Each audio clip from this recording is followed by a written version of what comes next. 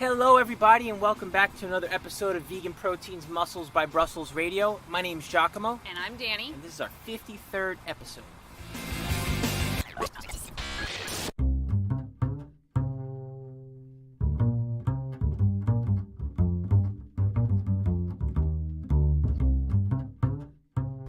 We got some travel coming up this month. We have like 3 trips, 2 of them back to back. Yeah, we are traveling this Friday, so 4 days from now. We're going to Anaheim for the Fit Expo. The weekend after that, we will be in Dallas for the Dallas Europa. And then 2 weeks after that, we will be back in Anaheim for the Idea Expo, which is an expo specifically for fitness professionals. Where is it? Anaheim. Anaheim. Yeah. Yeah, I'm just finding this out today. That's how much, it's like the blind leading the blind with us. You would think because we eat, live, and breathe the same air and do the same things, like we know what's going on. But yeah, no, we got it together. I promise. Yeah, no, we're totally fitness professionals, guys. Don't you worry. But yeah, so it should be a lot of fun. The Anaheim Fit Expo and the Idea Expo, they're actually in the same convention hall 3 weeks apart. But I haven't booked the Idea Expo yet, the flight. So I'm thinking maybe we tack on an extra day and do a Disney day, maybe. What you think?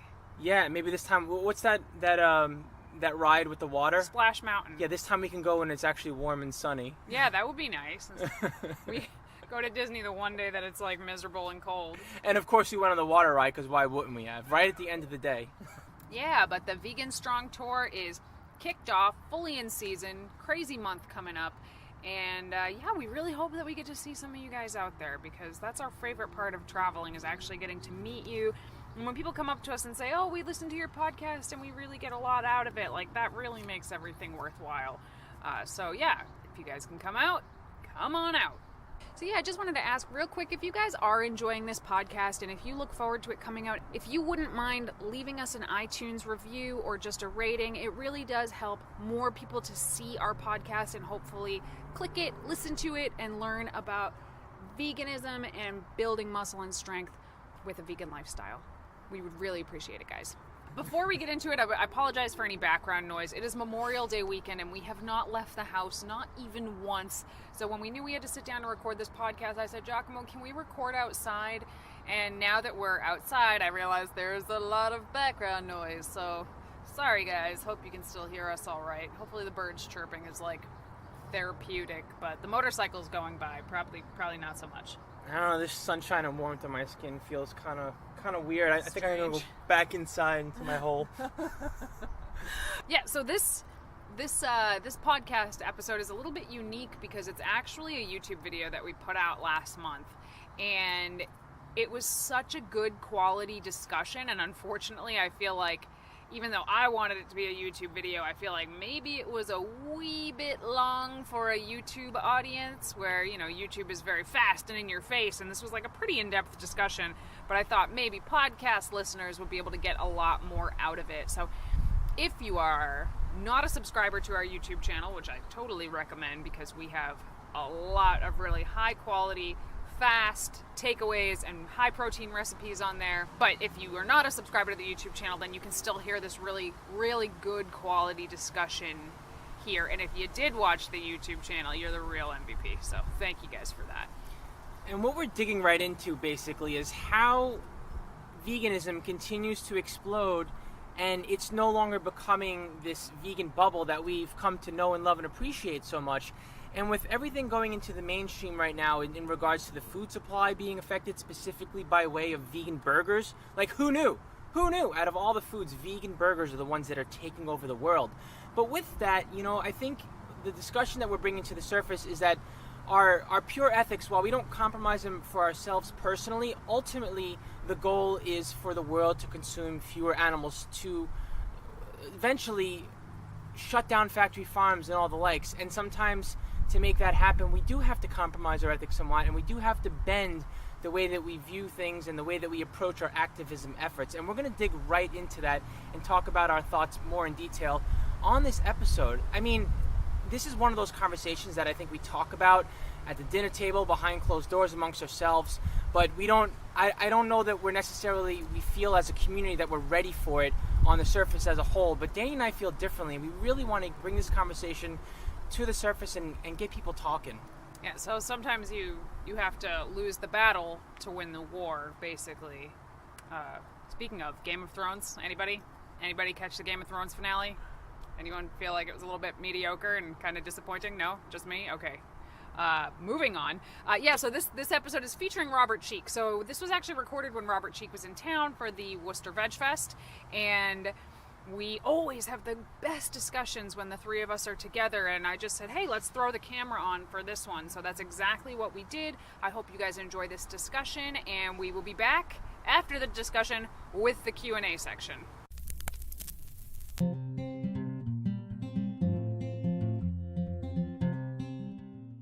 Hey guys, welcome back to the channel. Today I have both 𝐃𝐨𝐧'𝐭, whom you well know, and Robert Cheek, who you may very well know. This is the godfather of vegan bodybuilding, in my opinion. How long have you been vegan? 23 and a half years.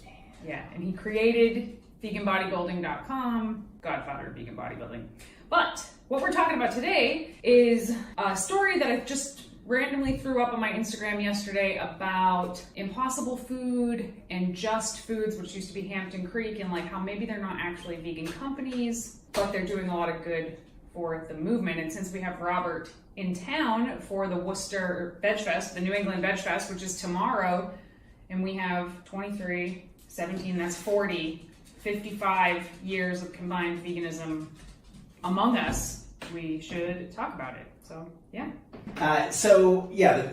Chris Cooney from Vegan Zombie was at Expo West, big industry show for natural food products. I've been 10 out of the last 12 years. It's massive, 80,000 people from 80 countries. It's where every company you can imagine displays their new products. If you're Tom's of Maine, or if you're Safeway, or if you're the smallest vegan company that can afford to be there, you're there. And so it's where 𝐷EA releases their brand new products. It's where Vega releases brand new products. And so Impossible Foods was there serving up their products, some of their new things perhaps. And it was revealed through Chris Cooney's video that they were serving some dairy-based cheese mixed in with their Impossible meat. And they lied about it and said that it was vegan when it wasn't vegan. He caught it on camera. 3 people just lied to him about it. And I watch those videos too. Mm-hmm. And that could be because I've worked at these booths, sometimes with large numbers of staff. And sometimes people just get the wrong information, say the wrong thing. I mean, I even had that happen to me working with Vega. One of my friends with Vega, who was brand new to the company, said something to somebody else. And as it turns out, the person she was talking to was the CEO of a competitor company. She didn't know that, and she was making claims about other companies that maybe were a little bit of a stretch or weren't super accurate because she was so enthusiastic about Vega. And he's like, what are you talking about? Like, that's my company. She's like, oh, oops. And we actually had this for weeks, internal email and you know, all this stuff going back and forth with Vega and that other company. So anyway, I just want to put that out there that sometimes people just get a little bit flustered and they do say the wrong thing or they're misinformed. So that could have been the case. I don't know that. I don't think it was just because the woman who was there was like a direct employee, kind of a higher up of Impossible Foods. I know there's usually volunteers at these booths at certain events, and I think that's what you run into. People just don't know. But I think this person did know, and they chose to lie about it, and then they chose to be very, very corporate in their like non-apology apology. Well, and I think it's because they are kind of corporate. I mean, so I just learned more about Impossible Foods. I've been aware of them for quite some time, but you listen to a podcast on Freakonomics, interviewed Pat Brown, the founder, who's a professor at Stanford, longtime vegan. They've raised $400 million. Like they're becoming more corporate, and I think that sometimes can change a little bit. You start out small with a certain vision, and sometimes that, as it gets bigger and bigger and bigger, you realize more opportunities to do good, but you do become corporate without even trying to. Like we experienced that with Vega, right? I mean, I started when it was just like Brendan was designing or doing the final touches of the first Vega bar ever on my mom's computer when he was visiting me in 2005 when we were filming a documentary, the Vegan Fitness Built Naturally project. So it was a very quaint, things were run out of Charles's garage, it was very small. They got bigger and bigger and bigger, where even I didn't feel as comfortable anymore. It was too corporate for me towards the end of my time with the company. Yeah.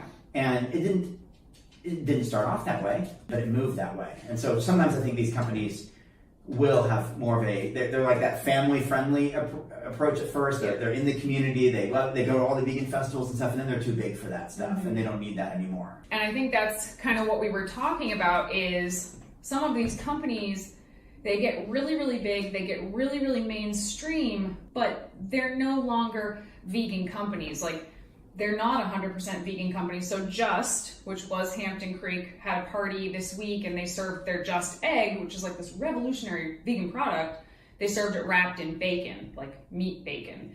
And, you know, they're taking some hits from the vegan community for that. And obviously they are not a vegan company, but they are capitalizing off of veganism. And as like longtime vegans, there can be some weird feelings about that, I think, because vegan is it's a word that we really, really take to heart in many ways. But at the end of the day, Impossible Foods and Just are going to do more to turn people on to plant-based eating than probably we ever will. And ultimately, wouldn't that be a good thing? We love teaching just as much as we love writing customized programs for vegans who are into fitness. With our vegan fat loss course, you get the benefit of both. Not only do you get custom macros and also a workout plan, we explain the whys and hows of fat loss throughout our entire self-guided 12-week course. You'll receive exclusive access to our VIP area on VeganProteins.com, where you'll have access to our private menu planner and other tools. With a combination of self-guided curriculum and access to our private coaching community, you'll be set up for success from the moment you sign up. If your goal is to learn all about how to efficiently lose fat on a vegan diet and apply it to your lifestyle, then this is the course for you. If you're interested in learning more about and signing up for our 12-week vegan fat loss course, you can visit veganproteins.com or use the link in our show notes. Or you can submit a coaching inquiry by hitting the coaching tab on veganproteins.com. Reach out anytime, as we always look forward to hearing from you. Yeah, and I think the other thing is, you know, let's say that the corporate PR apology would have been more vegan-centric. Would that have even potentially been responsible to the mainstream audience that they could potentially benefit from having more plant-based foods as far as their meals were concerned? I mean, I think, like, just going back 5, 6, 7, 8 years, at least for the three of us, I think we've all spoken about this many times over, how, you know, the movement is bigger than us, and it's bigger than just being vegan or not being vegan. And to create change, like, yeah, the utopia, the vegan utopia bubble is all well and good and everything, but how are we going to create change on a global scale if we're not willing to accept the fact that the world isn't going to go vegan without there being more supply and demand for plant-based food choice and people starting to make switches? But then I guess the issue is, does that dilute veganism? Well, I think there's a couple things going on. One, I'm surprised about this Just news because from what I understand, it was founded by animal rights people in the long-time animal rights community members, people who speak at animal rights movements. People like bought Yeah, parts of it. Exactly. Perhaps there's too much investment in from outside, just like Tyson has invested into Beyond Meat, and that's inherently going to influence some of their decisions that they make because they're financially invested, whereas vegans are paying $8 at a time for how many people, whereas Tyson said, here's 10 million, go to work, or 30 million, or whatever the case is. So I think there's a few things going on. One, and we talked about this when I got into town late last night, one of the things is, and I don't want to speak for these companies, and I don't want to make it sound insensitive, okay? But I'm going to say it. You just said, we're in a different world than we were 6, 7 years ago. I honestly don't think those big companies, even founded by vegans, care much about vegans anymore. And I'll tell you why. If you look at their statistics, Ethan Brown, the founder CEO of Beyond Meat, said in an interview recently, 93% of their customers are non-vegan, non-vegetarian. And that's who they're going after. I'm just, put this out there. Vegans can complain all they want and say, we supported you from the beginning, you turned your back on us or whatever, but I'm speaking in terms of either Just or Impossible at this point, not Beyond Meat. But they don't care anymore because they don't need you. It's not for you.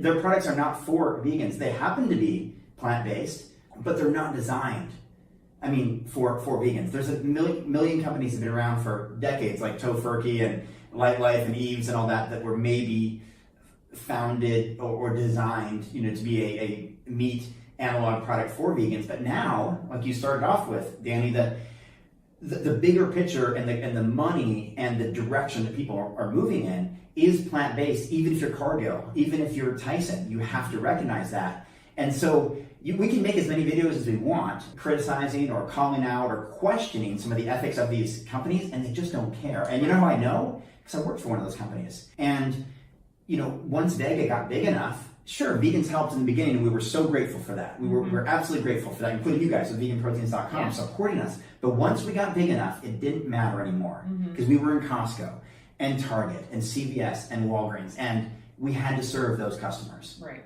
And that's what I think is probably going on here. Where they're going to take a little bit of heat for a few weeks and a bunch of negative reviews, and I'm going to move over to Beyond Meat now, or I'm going to move to this company. I don't think it puts a dent in there. Right. If a bunch of vegans are upset about these choices, which, people are, and I understand that completely, but at the end of the day, it's meat eaters that are the ones that we actually should be targeting, non-vegans. Veganism shouldn't be this super exclusive club. We shouldn't want it to be this super exclusive club. We should want it to be super, super approachable, affordable, easy to find, accessible. That's what should be the goal, even though it kind of feels sometimes like it's this weird compromise on your own ethics to, buy something that, Tyson has invested a lot of money into, because that if the climate of food changes back towards more animal-based food situation, Tyson will drop plant-based food like that, because it was never about plant-based food, it was about making money. Yeah. So it's hard to justify that within yourself to support that, but at the end of the day, it can only be good for the whole movement. Yeah, I mean, it's an entry point for people to eventually go vegan, and how could we not keep that door open, and how could we be judgmental to a fault as a community where we're just going to rally up our own and we're not going to welcome in others that would potentially want to make this ethical lifestyle decision for themselves. We don't want to have moral superiority around our own personal beliefs. While we believe that on a global scale that this is the evolution, this is the future, we realize that these things don't happen overnight, and they took time. It took time it took me 3 years to transition to veganism, for example. I think it just takes time. And a few people reached out to me and suggested, and I definitely don't want this to go off on an economics trip or anything like that, but several people suggested that, we live in a capitalist society here in the United States, and as long as capitalism is the way we function, veganism in its truest sense of not exploiting animals will never actually be 100% of a thing, because at the end of the day, within capitalism, someone somewhere is being exploited. Sure, that's fundamental. That has to be the case. But I think what we're trying to do is do the most good. And you said something, I've been saying it for a long time, in your other video, that some of these companies, even one single company or one single decision could do more to save animals than you could in your entire life. And I've been saying it for a long time too, that a number of companies do more to change the way people live and eat and view animals than many animal rights organizations combined. Now, that's nothing negative to say about animal rights organizations, that their methods aren't effective. It's just that there is something that we do 6 to 8 times a day, typically, for most people, and that's eat, that's consume. That's breakfast, lunch, dinner, snack, dessert. That's 6 right there. Mm-hmm. And for most people, those are animals they're consuming every single meal for 6 to 8 times a day. And if food is the way to impact that or influence that, then companies like Impossible Foods and Just and Beyond Meat are doing, and Vega, to a major extent, are doing work that it is so effective for the end result of consuming fewer animals or exploiting fewer animals or raising and harvesting and slaughtering fewer animals. They're making a big impact. I knew that was coming. They walk across the table and So I think that's the end game for why these companies started. Mm-hmm. Now they may have changed their path a little bit or course corrected or gone on a different road, but I think that's still the goal they aim for, and I don't expect that they can be perfect. I don't think it excuses. I mean, some of the justifications they used in that Chris Cooney video from Vegan Zombie when he's on the phone with them, at Impossible Foods that, well, we don't really cater to vegans anyway. Like we cater, our audience is non-vegans, and so what's the big deal if there's cheese in the meat? But because it is a plant-based company or founded as such or claims to be, that confuses a section of their audience. If you're going to scream from the mountaintops, we've come up with this amazing, incredible plant-based product. From a logical standpoint, it just doesn't make sense why you would mix it with an animal-based food. Well, and then the allergy thing is the biggest, really. I mean, that's the most dangerous. The ethical thing is interesting, but the allergy thing is, that's a danger or a liability or a risk waiting to, for sure, explode. But I guess in one sense I see what they're trying to do. Like they're trying to get it into the food supply, so they want to make it. They want to show that it's no matter what you add to it, whether you put cheese on top of Beyond Burger or TGI Fridays. Like I don't really know where I'm going with this, but it's just it is weird. It is definitely weird. Like to us, it doesn't make any sense logically. But I'm trying to understand how that makes sense to a broader market logically to like mix plant-based meats with, say, non-plant-based cheese, for example. If you're not vegan or vegetarian or anything like that, maybe it's just so you take a bite of something and you're like, wow, this is really delicious. But I mean, I feel like if they believe in the product as much as they do, and we've had it, it is delicious. I just don't think it's necessary, but I think the most reasonable explanation that I can come up with is that when we're promoting anything, marketing anything, we try to find our audience, right? Let's be honest. Like we promote vegan coaching, or I have my vegan fitness books, or whatever. I'm trying to find my audience. You're trying to find your audience. If these numbers are true that they provide, some of these companies, that 93%, 90%, 88% of their audience is actually non-vegan, then in a way they're doing what makes the most logical sense for their marketing. Yeah, yes and no, because, and I'm thinking, this is the first time I'm thinking of this. We've talked about this, like you could have, you could have 100,000 followers that don't do anything for you, really. They don't buy your products, they don't listen to your content, whatever. But if you have 10 people that genuinely, they support everything you do, well, vegans are those 10 people to these companies. Yeah, especially in the early stages. Yeah, so it's kind of like just, to me, it's like biting the hand that feeds you. Well, and another, this is a way different topic, I think, and I don't know, I really want to go there, but that's exactly what's going on with the ex-vegan movement. So many of these vegan, athletes or mini celebrities or YouTubers or influencers or Instagrammers or, I don't really personally like any of those. I think I'm just a little old school, like all of us are here, where it's hard to sometimes digest that, but a lot of these people made their living, their entire career, their name, their reputation on veganism or being vegan and using veganism to elevate themselves and then left. They're cashing in, but not on, it's not just on a word. Like a lot of people cashed in on the gluten-free movement, right? Like when gluten-free was absolutely enormous, but gluten-free isn't someone's code of ethics. Yeah. So it strikes a different chord. So Sure. people are cashing in. It would be like me trying to cash in on Buddhism. I'm not Buddhist. I like Buddhism, but I'm not Buddhist. But if I cashed in somehow on that religion, made a business on that religion and had nothing to do with that religion, like, Sure. those people probably wouldn't be very happy with me.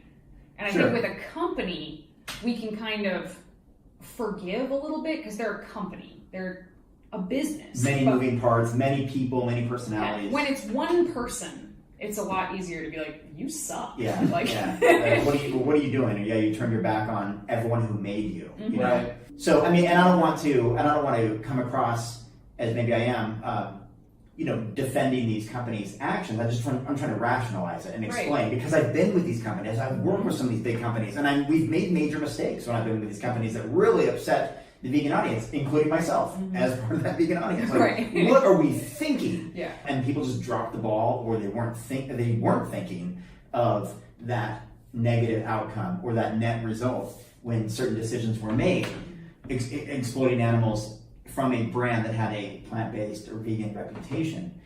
And so that's the only conclusion that I can come up with on the spot, and I just learned of this Just issue. It just happened 2 days ago. Yeah, I just heard it. but that's what I can think is that most of their customer base is not plant-based, and they're serving those people.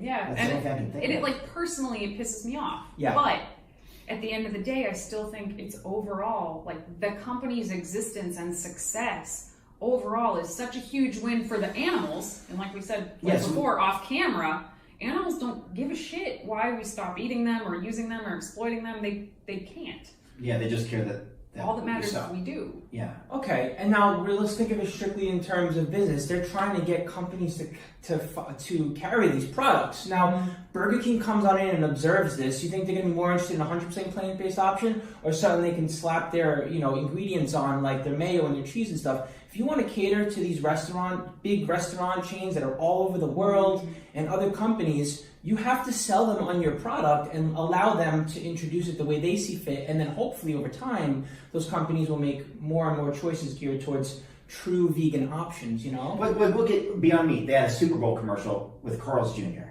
It's amazing. That's, we couldn't have even imagined that years ago. How many years has PETA tried to get a Super Bowl commercial? Every year. Every year they've tried to get a Super Bowl commercial. If it's a real effort, not just a publicity stuff. Well, whatever it is, it's never going to freaking happen. Yeah, but so Beyond Meat partners with Carl's Jr. and they came out with that Super Bowl commercial. I didn't see it during the Super Bowl, but I saw it during basketball, like NBA playoffs or something like that later on, which was awesome. And what does that do? Well, that helps Beyond Meat get to a point where they're hitting the IPO. They're going public with a $1.2 billion valuation. And yes, like you said, 𝐬𝐮𝐬𝐫𝐷, they're serving their Beyond Burger with like cheese and all these other things at Carl's Jr. But it's a massive step to getting people who walk into Carl's Jr. to choose at least a plant-based meat patty instead of an animal-based meat patty, and that still is a win for all those individuals that patty was made from. And over time, as those companies realize, hey, more people are buying these plant-based ones, less people are buying the animal-based ones, and I think once these companies realize how monetarily unsustainable animal agriculture is, it's so expensive. Once they realize, whoa, we can make a lot of money off this plant-based stuff because production is so much cheaper, money is going to be diverted away from animal agriculture. And I don't know if that's happening yet with the meat industry. It's happening with the dairy industry, and we're seeing it everywhere. Dairies are shutting down everywhere. But I think once we start to see that happen to the factory farming meat industries, I think even the vegan community, the hardcore vegan community who's really angry at these companies, I think everyone will have to be like, well, it's working. It's working. It might not have been the route we wanted, but it's working. One of the most common questions our listeners ask us is where we like to do our research. In this day and age, we're hit in the face by information everywhere we turn. So it's important to be selective about what content you choose to consume with your time to make sure it's time well spent. Our Ace in the Hole is a monthly publication called MASS, or Monthly Application in Strength Sports. Each month, we receive the latest issue of MASS with articles that are specifically curated for strength sport athletes, coaches, and fitness enthusiasts in a consumable, easy-to-digest format. Greg Nuckols, Eric Helms, and Mike Zourdos are not only leaders in the industry, they have committed their careers to sifting through thousands of studies and journals on the latest in fitness science to find the most relevant cutting-edge info so you don't have to. If there was only one research source you could spend your time and energy reading to keep up with the evidence-based fitness world, in our opinion, it would be MASS. Learn more about how to subscribe to their monthly digest at bit.ly/VPMass. And that link will also be in the show notes, so should you want to keep on listening and check it out later, you can. If there's only one thing we have learned, it's to never stop learning. Hope you find our secret weapon as useful as we do. And I think, and I don't want to say this from I've been in this position for so long kind of thing, and you're a newer vegan, you don't know. But what I've observed, I can just share what I know. What I've observed over the last 24 years doing this is that there are a lot of people seemingly in the vegan community who want to keep products small and keep it a little club, and they like buying their little independently owned company. Fun. That right, it's fun to support and all that, but they're not making a huge difference in the world. The little tiny companies, they're not getting a big dent, and they have to get to a point where even if you look at all the plant-based milks right now, all combined, they make up 13% of the market share in the United States. It's still relatively small. all combined, but it's also, I mean, it probably used to be 1% a few years ago. Right. And so and that's significant. We're talking 13% of a $3.1 billion plant-based food industry in the U.S., and that's I think just plant-based meats and cheeses and maybe butters or whatever, milks. It's just those things. It's already a $3 or $4 billion industry. So, but it's the companies that are doing that. It's the plant-based milks that are partnering with dairies that are going that direction and making a bigger splash. But I guess on the flip side of the coin, in all fairness to the newer vegans that are looking for a sense of community, I don't want to say we were involved in veganism in its infancy stage because it's been around for 50 years, but as it was beginning to explode, we had a pretty tight-knit community. We really did have our own thing with these vegan-specific plant-based products as they were up and coming and they started to become available. Yeah. So we sort of got to enjoy that romance really niche phase. feeling. Yeah, that really niche feeling. Whereas now, newer vegans are like, yeah, cool, I'm vegan, but it's not, it's just different. It's just a different entry point now for people. So I guess I could understand vegans But I mean, no one knows that feeling like we do. I mean, we opened VeganProteins. It was the first vegan supplement store in the world, to my knowledge. And it was, I don't want to say it was huge, but within the community, I mean, people knew what VeganProteins was. That's where they got their protein. And now you can go to Amazon, you can go to Walmart, you can go to Target, you can go anywhere and find vegan protein. Back then, 10 years ago, you just couldn't. Yeah. And we ended up having to close our shop doors because the world just didn't need us anymore to be a vegan supplement store. And it was super, super bittersweet because obviously we loved that store. It was our baby, but it was such a good sign for the movement at large that it didn't have to exist. So we're not just throwing stones at these big companies. We've been in it. We've been the little vegan company that gets crushed out. And it's still, in its own right, it's something to be celebrated. Well, and that romance feeling of seeing the new vegan product come out, and we watched all these companies to be developed. We watched Beyond Meat start. We watched Miyoko start. We watched 𝐬𝐮𝐬𝐜. We watched everybody start. And it was different. I grew up in my small town in Oregon. I literally would go to the co-op, a real hippie kind of place. That's where I would get my vegan stuff. And I eventually graduated to move to a bigger city, and I would go to Whole Foods Market because I was the place to go to get stuff. Now, we don't have to do either of those. And I don't want the co-op to be hurt. Obviously, they still have their community members, and they still, in fact, where I came from, the co-op now has multiple locations. It's actually grown because of the popularity of this type of food. They haven't been hurt by it. And Whole Foods has grown, to the point they got acquired by Amazon. But the fact that we can go over to Market Basket, or to Kroger, or to Winn-Dixie, or to Publix, or Safeway, or anywhere, and still find all these different... That was not possible 10 years ago, 15 years ago. I was on a road trip and pulled into a Walmart and found 𝐃𝐨𝐧'𝐭, field roast 𝐃𝐨 vegan cheese, this organic, I don't remember the name now, organic vegan bread, and then tofurkey or Eve's deli slices and all this, and I made this whole vegan sandwich, and I made this post online that hey, I'm at a Walmart parking lot having co-op type food, and who I got initial praise from was Forks Over Knives. They said thank you for showing that veganism isn't elitist, that you have to go to Whole Foods. I pulled into a Walmart in East LA at midnight to get dinner. People are always shocked when we tell them we shop at Whole Foods maybe 5% of the time. We only go there for special treats once in a blue moon. We get everything else now at a basic, non-specialty, super old school grocery store. You also have one of the worst Whole Foods in the country. You guys heard it here. It's not just me being salty. It's the truth. Yeah, if you live next to Venice, Whole Foods on Rose and Lincoln, you'd be there every day. It's the worst Whole Foods. It sucks. Andover, we're looking at you. Yeah. Sorry. But yeah, we can do that now. Whereas when I first went vegan back in 2002, it wasn't even Whole Foods. It used to be called Wild Oats. It hadn't even been bought out yet. Yeah, Wild Oats. But I used to skip school like a good little girl and drive to Wild Oats to get special Stars. vegan food. Yeah, like the idea of going to buy a cookie that was vegan was like such a joy. Alternative Baking Company. It was Yes, like the main one. back yes, then. that was it. Uncle Like, Eddie's. that's the Oh, Uncle 90s. Eddie's. You remember Uncle Eddie's? I do. Yeah. So, but and that was fun. There was like this romance, like you said, to it. It was just so exciting to discover these new things and discover other vegans. Holy shit! When I met Robert in 2008 at the Boston Veg Fest, he was speaking, and I was like, oh my god, there are vegans that are like, they lift. I had no idea. It was amazing, and now it's like almost a joke. Yeah. Sometimes it's almost a joke. And people are like, oh, another vegan bodybuilder, wonderful. Like, Yeah, my Uber driver who dropped me off yesterday, he's like, so what do you do? And I'm like, I write books and stuff, and I keep it kind of vague, and just for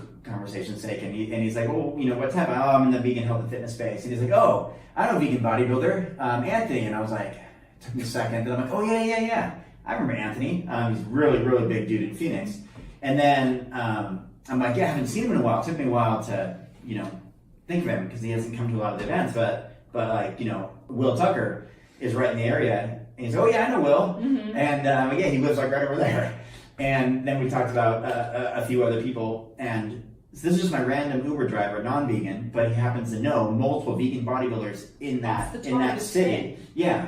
And, but there used to be a point where like we knew every single vegan who was into bodybuilding. More or less. If they had ever used the internet ever, we knew who they were. And Yeah. now it's like, we'll turn around sometimes and be like, oh, this person has like 100,000. Yeah, I was just gonna say that. I've been doing this. I've been a vegan athlete for 24 years, and I'm just now learning of people who have a following 3, 4, 5 times mine on social media, and I never heard of them. But that's exciting to me. It's not like something to not be celebrated. It's something to celebrate a lot. Where it's like, wow.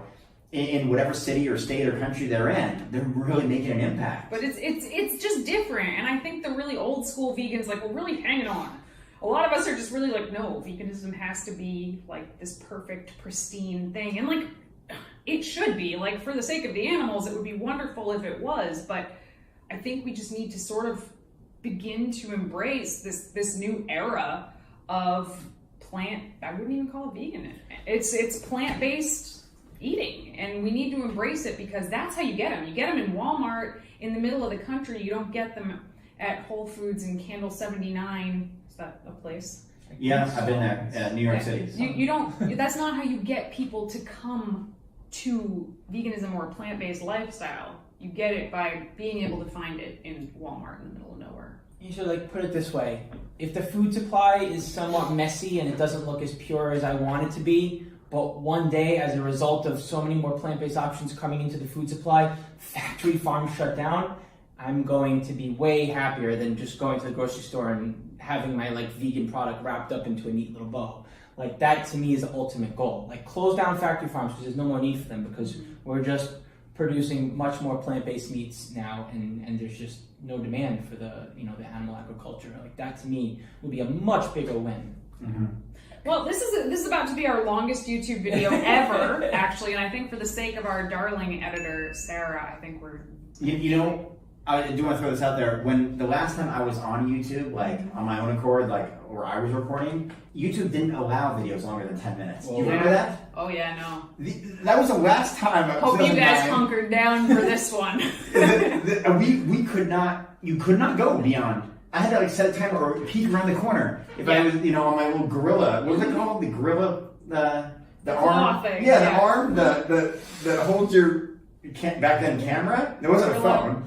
Gorilla pod. Yeah, Gorilla pod, something like that. So yeah, this conversation would not have been possible on YouTube 10 years ago. You couldn't go more than 10 minutes. Well, for those of you who've made it this far, we appreciate you very much. Anyway, if you guys want to add to the discussion, leave it down in the comments below. We would love to hear what you guys think about this. You can also reach out to any one of us on Instagram, Vegan Bodybuilding and Fitness, Vegan Proteins, and Muscles by Brussels. And we would just love to hear from you because this is a discussion that should go beyond the three of us. And yeah, we care what you guys think. Thank you guys for tuning in. Thanks. And we will talk to you soon.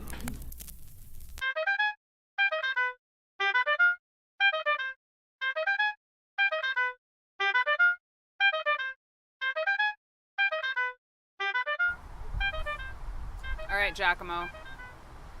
Question number 1. Vegan BBN says, Christine, says, why is your hair never groomed?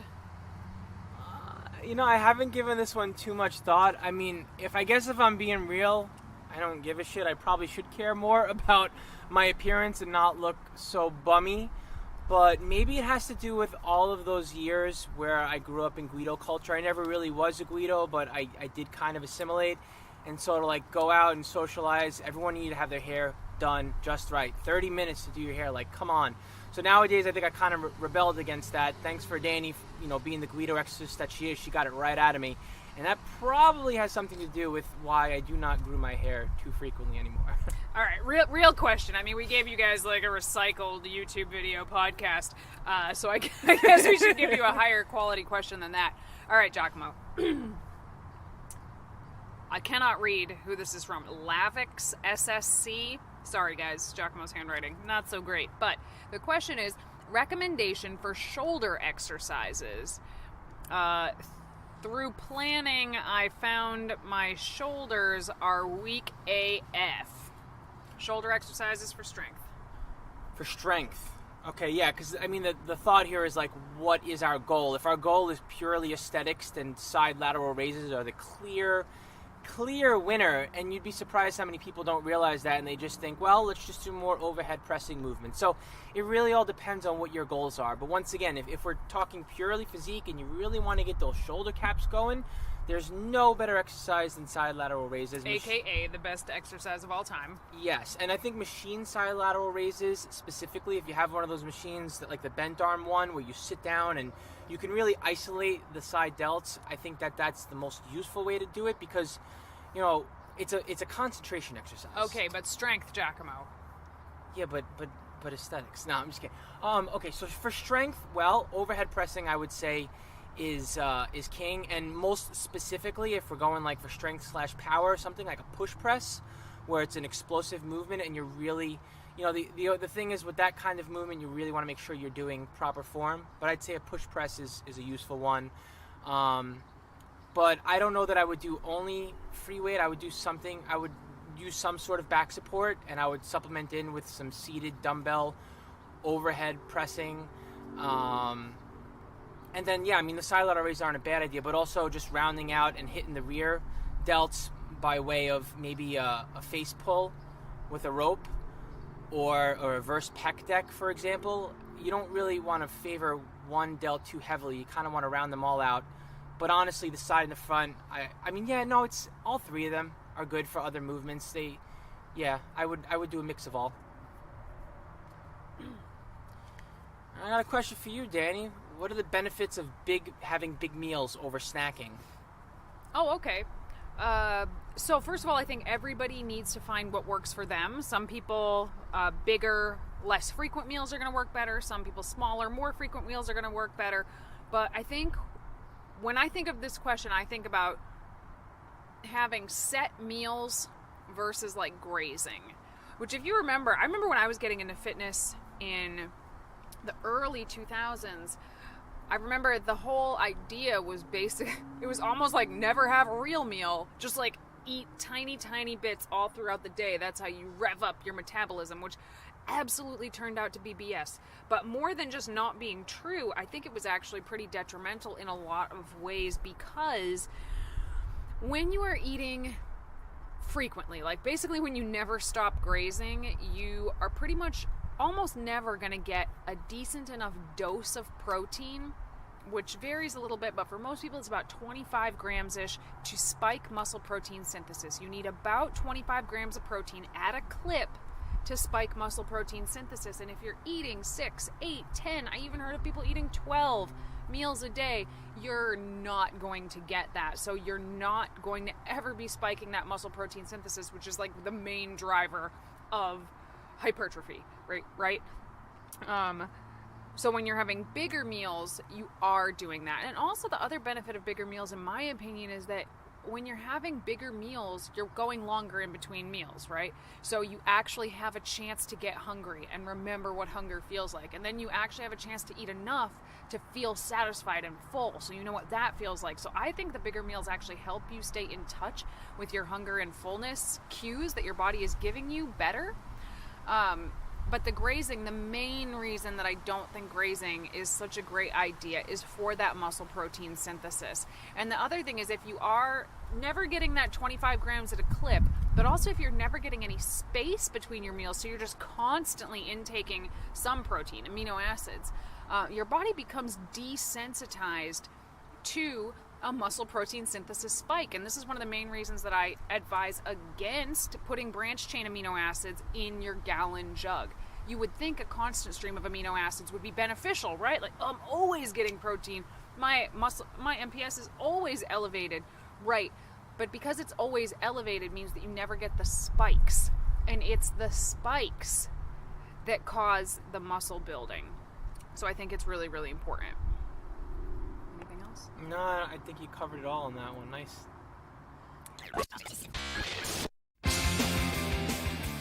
Thank you guys so much for tuning in for another episode of Vegan Proteins Muscles by Brussels Radio. If you have any questions or topics you'd like covered, feel free to reach out to us. We are on Facebook, Instagram, Twitter, YouTube, and of course at veganproteins.com. We love hearing from you guys.